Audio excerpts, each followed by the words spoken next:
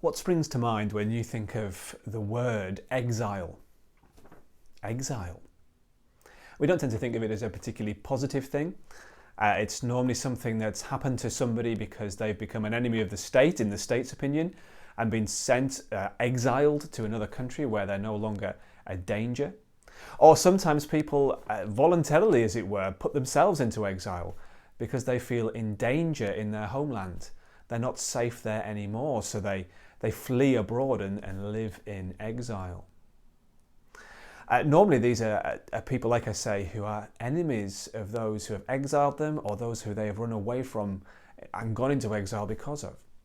But listen to the opening verses of this letter we're starting in this new bite-sized series in 1 Peter.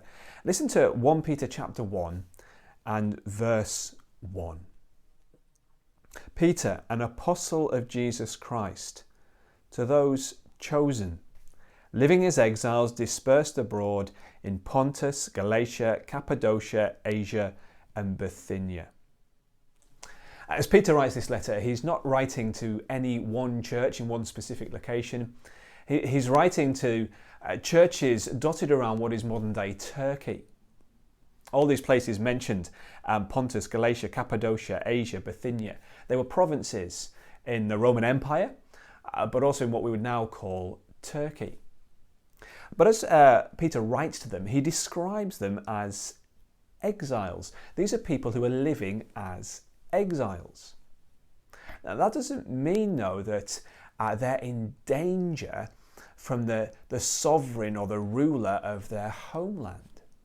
Not at all. We discover in these verses that they've actually been chosen to be exiles in Pontus, Galatia, Cappadocia, Asia and Bithynia. And they've been chosen to be exiles by God.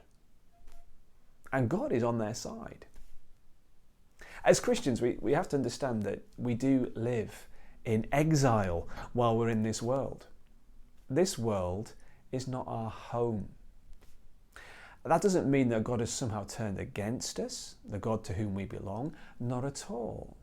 It doesn't mean that we're somehow in exile even though he doesn't want us to be. Again, not at all.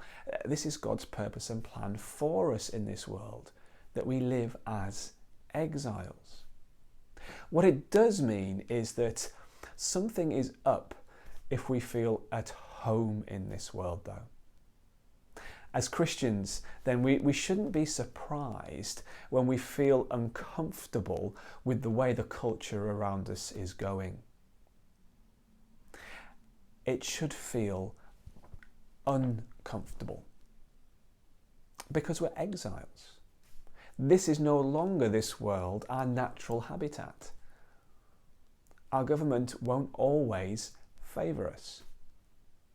God does, though. The people we work with who aren't Christians won't always understand why we behave in the ways we do, and we will find the ways they do things strange and difficult. Because we belong to a different kingdom, we are exiles here in the kingdom of this world. As we work through 1 Peter, we'll unpack more and more of what that means and what it means to live as an exile in this world, but one who is faithful to the kingdom to which they do belong. God's kingdom, God's people, God's chosen nation. So keep tuning in as we go on and find out what it means to live as a faithful exile here and now.